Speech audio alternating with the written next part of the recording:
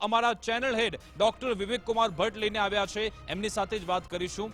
વિવેકજી, આપ આ જે ઘાટીમાં હત્યાકાંડ થયો ત્યાં ઘણી બધી વાર જઈને પણ આવ્યા છો, સાથે સાથે જમ્મુ કાશ્મીરમાં સતત 48 કલાક સુધી આપે ગ્રાઉન્ડ રિપોર્ટિંગ કર્યું અને હવે આ હત્યાકાંડનો એક મહત્વનો વિડીયો સામે આવ્યો, એને લઈ આપ શું કહેશો?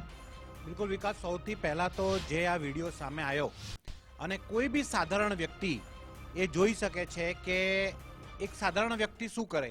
જો નીચે ફાયરિંગ થતી હોય, લોકો દોડતા હોય અને એ ઝીપ લાઇન ઓપરેટર હોય તો એ શું કરે, એને રોકે અથવા તો એને સેફ હાઉસ કરવાની કોશિશ કરે. બહુ સામાન્ય બાબત છે કે પછી એ જોઈએ છે કે હા અત્યારે હત્યાકાંડ, અત્યારે અટેક થયો છે ને અટેક થઈને અલ્લાહુ અકબર અલ્લાહુ અકબર અલ્લાહુ અકબર એમ 3 વાર બોલે છે, પછી કહે છે કે બેઠો, પાવ ઊંચે કરો और જાઓ.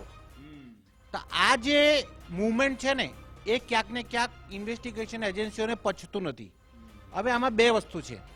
કાશ્મીરમાં તમે જાઓ કે કોઈ બી મુસ્લિમ બહુલ વિસ્તારમાં તમે જાઓ તો અલ્લાહુ અકબર કહેવું એ બહુ સામાન્ય બાબત છે ને આનમાં બી અલ્લાહુ અકબર કહે છે, એમાં કોઈ વાંધો નથી. કોઈ બી મુસ્લિમ અલ્લાહુ અકબર કહી શકે છે. ઘણી બધી જગ્યાઓ પર એવું બી થાય છે કે કોઈ બહુ જ ખતરનાક એક્સિડન્ટ જોયું હોય ત્યારે તમે અલ્લાહુ અકબર બોલો. ભગવાનનું નામ લેવું કોઈ ખોટું નથી, પણ એ વ્યક્તિ જોવે છે કે નીચે ફાયરિંગ થઈ રહી છે, લોકો દોડી રહ્યા છે, કેમ કે એને પાસે બર્ડ આઈ વ્યૂ હતું. જે ઋષિ ભટ્ટ હતા એ લોકો તો ત્યારે એક મસ્તીના મૂડમાં હતા, વેકેશન મનાવવા ગયા હતા, પણ એને તો એવું કે ભાઈ કોઈ ફટાકડા થતા હશે. પણ કોઈ બી સામાન્ય કાશ્મીરીને ફટાકડાની અવાજ અને બંદૂકની ગોલીની ફાયરિંગની અવાજમાં તફાવત ખબર હોય. એટલે અત્યારે જે આ જ્યારે બોલે છે ત્યારે જે ફાયરિંગ થઈ રહી છે અને નીચે જે દોડી રહ્યા છે એની આંખોમાં તમે જુઓ, ઝૂમ કરીને જુઓ, તેને આંખોમાં દેખાય છે કે એક અટેક થયો છે, એક કોઈ થઈ રહ્યું છે, પણ એના મોઢાના હાવભાવ તમે જોઈ ને તમને એવું લાગે છે કે હી ઇઝ લીસ્ટ બોધર. એ આમ કરીને ઊભો છે અને અલ્લાહુ અકબર અલ્લાહુ અકબર અલ્લાહુ અકબર બોલે છે અને એને એમ કે હા નીચે જે થઈ રહ્યું છે, મારે મારું કામ કરવાનું છે કરીને જવા દેવાનો એટીટ્યુડ હતો. એને બાદ એક બીજો માણસ પાછળથી આવે છે ઝીપ લાઇન ઓપરેટરને ત્યાં. એને તમે જોશો તો એના હાવભાવ જોશો તો એને બી ફાયરિંગની અવાજ ખબર છે, અટેક થઈ રહ્યો છે ખબર છે, પણ એ બહુ જ શાંતિથી આવે છે ને બિલકુલ કંઈ થયું જ નથી. એટલે કે કઈ વસ્તુ થવાની જ હોય અને થઈ રહી છે તો મને કંઈ ફરક નથી પડતો, પણ અચાનક થયો તો હું શું શોક થઈ જાઉં. ફાયરિંગ થયો તો હું ગભરાઉં. બરાબર, હું મારા પાસે ટુરિસ્ટ છે તો એને બચાવવા માટે કોશિશ કરું. એને હું જીપ લાઇનમાં જવાનું ના કહું. એને ખબર છે કે જ્યાં નીચે જશે ત્યાં મરવાનો જ છે. તો એ જગ્યા ઉપર તો એ શું કરે, એ જાતે પોતાના હાઈડ આઉટ કરે કે આને રોકે, જીપ લાઇન બંધ કરે કે આને સેફ હાઉસમાં લઈ જાય. આને જગ્યા ઉપર એ 3 વાર અલ્લાહુ અકબર અલ્લાહુ અકબર અલ્લાહુ અકબર બોલે છે. એની આંખોમાં તમે જોશો અને એને મોઢાના હાવભાવ જોશો તો he is least bother about the attack. It means he knows કે આ અટેક થઈ રહ્યો છે. હવે ઇન્વેસ્ટિગેશન ચાલી રહ્યું છે. NIA, જમ્મુ કાશ્મીર પોલીસ બધા જોઈન્ટલી ઇન્વેસ્ટિગેટ કરી રહ્યા છે. જે લોકો લોકલ સપોર્ટ આતંકવાદીઓનો આપે એ લોકોને કાશ્મીરીઝ ઓન ગ્રાઉન્ડ સપોર્ટના વર્કર્સ કહેવાય છે. મારે સાહેબ એના પર જ આવું છું, એના પર જ મારે આવતું સાહેબ, કારણ કે જે તમે વાત કરી આ બંને લોકો એકદમ બિંદાસ જોવા મળી રહ્યા છે, એવી રીતે જાણે કે આ લોકો કોઈ પ્લાનનો ભાગ હોય, એવી રીતે આ આખા પ્લાનને એ લોકોએ અંજામ આપ્યો હોય એવું લાગી રહ્યું છે.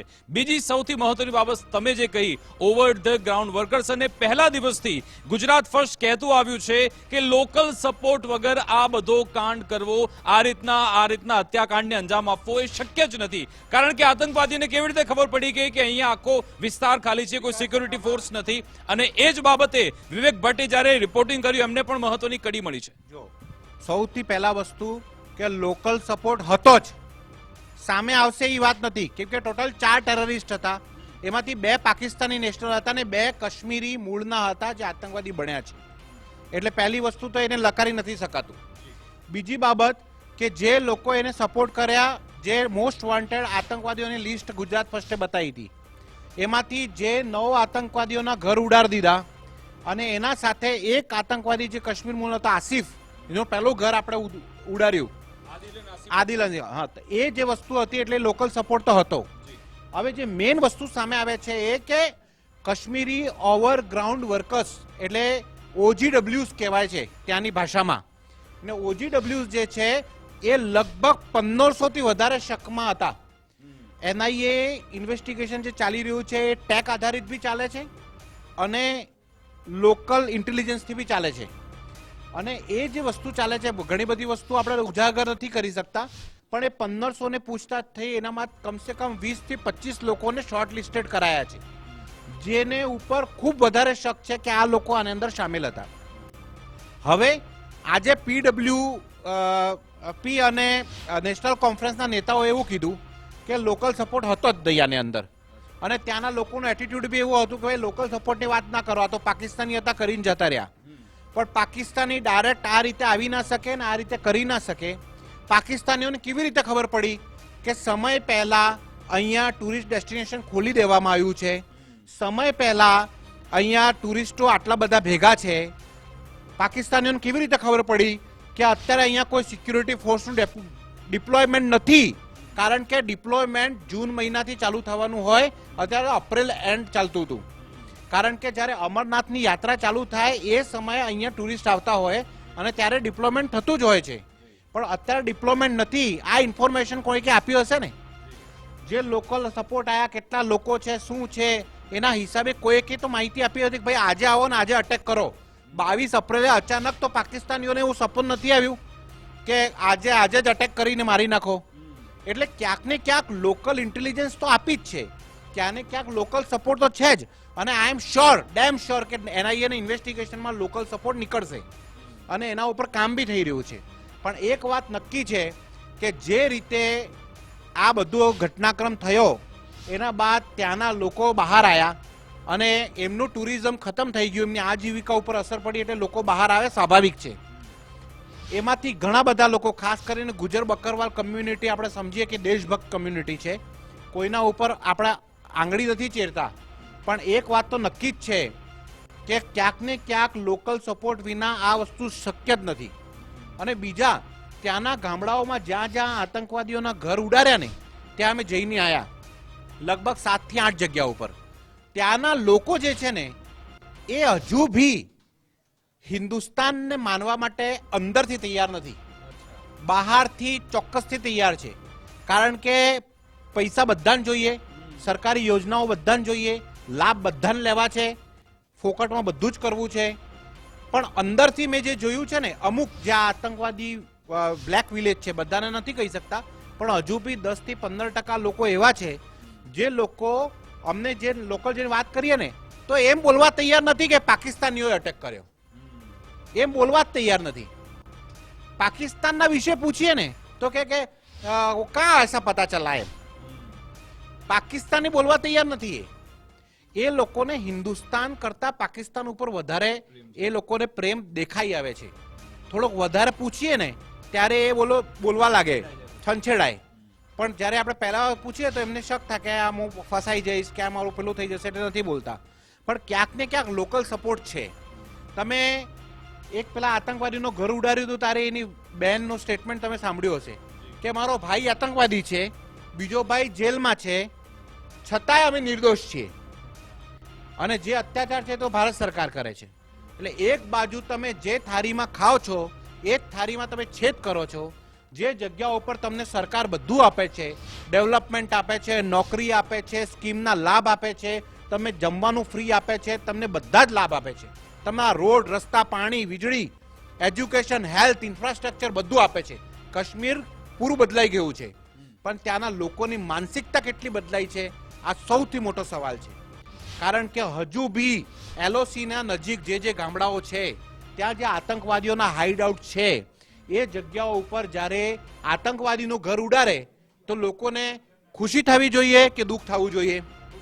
તો એ લોકો દુઃખી થાય છે કે આ આતંકવાદીનું ઘર શું કામ ઉડાડી દીધું? તમે આતંકવાદીને ઉડાડો ને, એટલે જે આતંકવાદના પૈસા તમે ઘર બનાવ્યું એ ચોખ્ખું, પણ આતંકવાદી તો પાકિસ્તાનમાં છે એટલે એને તમે જે કરવો એ કરો, ઘરને ના અડો.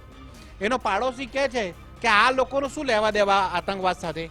અરે ભાઈ, ઘરનો દીકરો આતંકવાદમાં છે, ઘરના દીકરાએ બધા આટલા હત્યાકાંડ કર્યા હોય, ઘરનો દીકરો પાકિસ્તાન જતો રહ્યો એ હોય, જ સવાલ જ એ છે કે એ જે 18 થી 20 વર્ષનો દીકરો કે જે અહીંયાથી પાકિસ્તાન જાય છે, ટ્રેનિંગ લઈને આવી જાય છે, એના હાથમાં AK-47 આવી જાય છે, ત્યાં સુધી એમના ઘરવાળાને ખબર નથી પડતી. એ લોકો તો તેમાં સહભાગી થયા જ ને, એટલે એ પણ જવાબદાર છે. જે લોકો એવું સવાલ ઉઠાવે છે કે ભારતના પગલા ઇનહ્યુમન છે, માનવતાવાદ ક્યાં છે, પણ આ જવાબ એ છે કે આટલા સુધી એના દીકરા ટ્રેનિંગ લેતા હતા, કેમ એને રોક્યા નહીં? એ લોકો પણ સીધા જવાબદાર છે.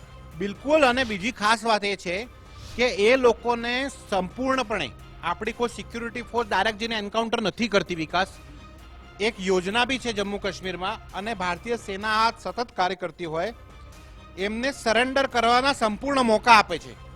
એમના ઘરે જઈને એક આર્મીની ટુકડી જઈને એમને ઘરોને સમજાવે છે કે તમે તમારા દીકરાને સમજાવો, સરેન્ડર કરી દે. એ સરેન્ડર કરી દેશે તો અમે એને નોકરી આપીશું, એને સારો હ્યુમન બીંગ બનાવીશું, એને કમથી કમ સજા થશે, તમે આ બધા રસ્તે એને સમજાવો. પણ એ આતંકવાદીના ઘરવાળા એટલે નથી સમજાવતા કારણ કે એમને મળે છે પૈસા. બહુ સીધી વાત છે. આજે આતંકવાદીઓના ઘર ઉડાડ્યા ને, એ કાશ્મીરને અંદર આવું ઘર બનાવવું એટલે 1 કરોડ રૂપિયો જોઈએ, ત્યારે આવી કોઠી બને. હવે 1 કરોડ રૂપિયાના ઘર આમ જ બની ગયા. મારો સિમ્પલ સવાલ છે, કાશ્મીરમાં મિનિમમ લેબરની જે કોસ્ટ આવે છે ને એ 700 રૂપિયા થાય. 700 રૂપિયા બધું ગણી લઈએ તો. બીજું આમને પાસે બીજો કોઈ રસ્તા છે નહીં. હવે જો 700 રૂપિયાની મજૂરીથી તમે 1 કરોડનો બંગલો બનાવી શકો? બહુ સિમ્પલ બાબત છે. એનો મતલબ એમ છે કે ક્યાંક ને ક્યાંકથી પૈસા આવે છે અને આ લોકોને ગુજરાન ચાલે છે ને આ બધા શોખ પૂરા કરે છે. એટલે કમાવું બેટો, જો લે આતંકવાદી હોય તો એનું આ પ્રોટેક્ટ કરશે કે એના વિરોધમાં બોલશે? બહુ સિમ્પલ હ્યુમન બીંગ નેચર છે. એટલે લોકલ સપોર્ટને નકારી ના શકાય. Local support, local intelligence, local મેપિંગના સિવાય પાકિસ્તાનીઓને પાસે એ આખી ઇન્ટેલ નથી કે ક્યારે જઈને કઈ જગ્યાઓ ઉપર કેટલા લોકો ઉપર ફાયરિંગ કરવું છે. એટલે ચોક્કસ પાકિસ્તાન તરફી 2 આતંકવાદીઓ હતા, પાકિસ્તાનના આકાઓ હતા, પણ લોકલ સપોર્ટ બી એટલો જ હતો ને. આ ઇન્વેસ્ટિગેશનમાં આવશે. 20 થી 25 નેરો ડાઉન અત્યારે હાલ થયા છે. 1500 થી વધારે લોકોને પૂછપરછ થઈ છે. પણ ક્યાંક ને ક્યાંક આ વસ્તુ છે. અને તમે આ લોકો આટલા બિંદાસ કેવી રીતે હોઈ શકે? બહુ મોટો સવાલ છે. અને જેટલા બી લોકો, આ જેટલા પીડિત પરિવારો છે, એમના ઇન્ટરવ્યુ તમે સાંભળ્યા હશે. એ લોકો સ્પષ્ટપણે માને છે કે લોકલ સપોર્ટ સિવાય આ શક્ય નથી. અગેન હું કહું છું, બધા આવા છે એવું નથી કહેતા. ઘણા બધા એવા બી છે, જેમ કે એક ઘુડસવાર ગુજર બકરવાલ કમ્યુનિટીનો છોકરો હતો, એને ટુરિસ્ટને બચાવવા માટે પોતાનું બલિદાન બી આપી દીધું. એને આપણે સલામ કરીએ છીએ, એમાં કોઈ બેમત નથી. ઘણા બધા એવા લોકો હતા જે લોકોએ આ ઘટનાક્રમ થઈને બાદ ટુરિસ્ટને ત્યાંથી બચાવવા માટે પોતાના ઉપર લઈને દોડ્યા, એમને બી સલામ કરીએ છીએ, કંઈ વાંધો નથી. બરાબર. પણ આ જે રેશો છે ને એ ઓછો છે. અને એક મોટો રેશો છે જે આ લોકોને સાથે મળીને કામ કરે છે, અને એમાં કોઈ બેમત નથી.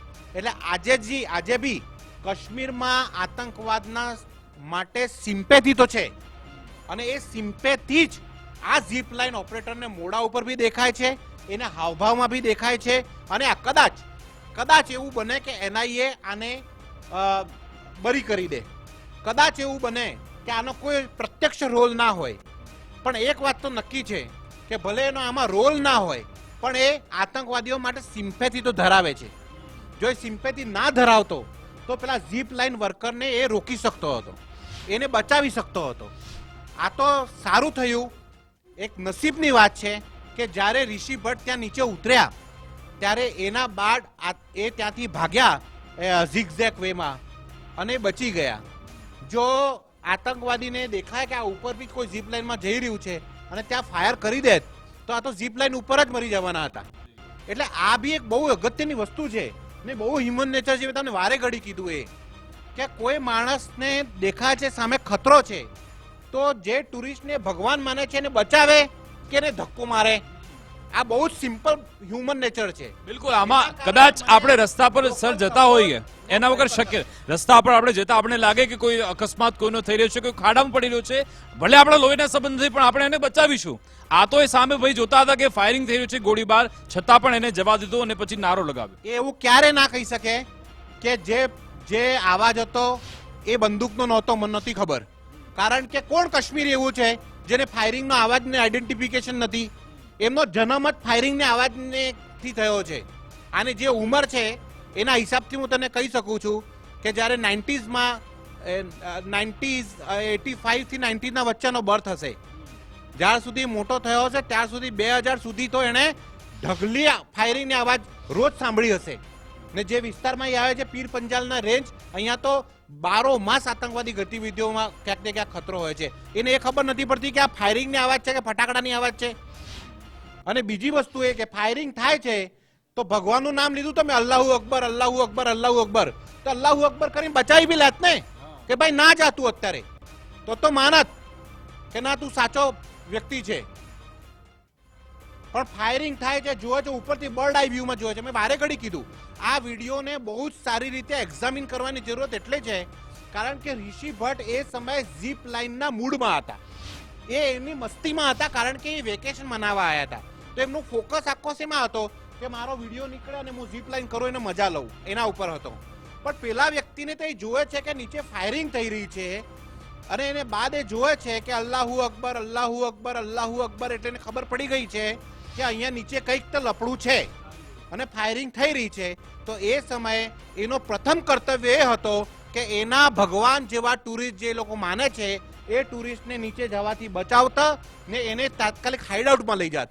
પણ એને ત્યાં બોલીને બેઠો પાલ લંબે કરો ને જાઓ જાઓ મરી જાઓ તમે. આ એટીટ્યુડ મને સમજ નથી પડતી. અને એના સાથે ઘણા એવા લોકલ સપોર્ટ છે. ઇન્ટેલિજન્સ નેટવર્ક બહુ તગડું છે, બધા ઝીરો ડાઉન થશે. અને તમે લખી લેજો, આજે હું ઓન કેમેરા કહું છું, NIA ના ઇન્વેસ્ટિગેશનમાં લોકલ સપોર્ટ નીકળશે નીકળશે ને નીકળશે. વિધાઉટ લોકલ સપોર્ટ કાશ્મીરમાં પાકિસ્તાની કંઈ જ નથી કરી શકતા. આ હું તમને મારા છેલ્લા 21 વર્ષના અનુભવથી કહું છું કે કાશ્મીરનું ટેરેન કોઈ પાકિસ્તાનનું ટેરેન નથી. કાશ્મીરના ટેરેનમાં કઈ જગ્યાએ કેટલા ટુરિસ્ટ કઈ લોકેશન ઉપર, પોલીસની મૂવમેન્ટ ક્યાં છે, CRPFની પોઝિશન ક્યાં છે, આર્મીની પોઝિશન ક્યાં છે, બધું જ આ લોકો જાણે છે. અને એમના જે સ્લીપર સેલ છે એ બરાબર ઇન્ફોર્મેશન એમને આકાઓને આપે છે ને એમને ખબર છે કે કઈ રીતે આ ઓપરેટ કરવાનું છે. એટલે આ વાત નક્કી જ છે. આજેથી તો કાલે આનો સફાયો થવાનો જ છે. સંપૂર્ણ રીતે વિશ્વાસ છે, આખા દેશની વિશ્વાસ છે કે એક દિવસ આ લોકો બધાનો ખાત્મો થવાનો છે ને એ સમય હવે નિકટ છે. પણ આ લોકલ સપોર્ટરનો બી સફાયો થશે, એમાં કોઈ બેમત નથી. જી વિકાસ. આભાર સર.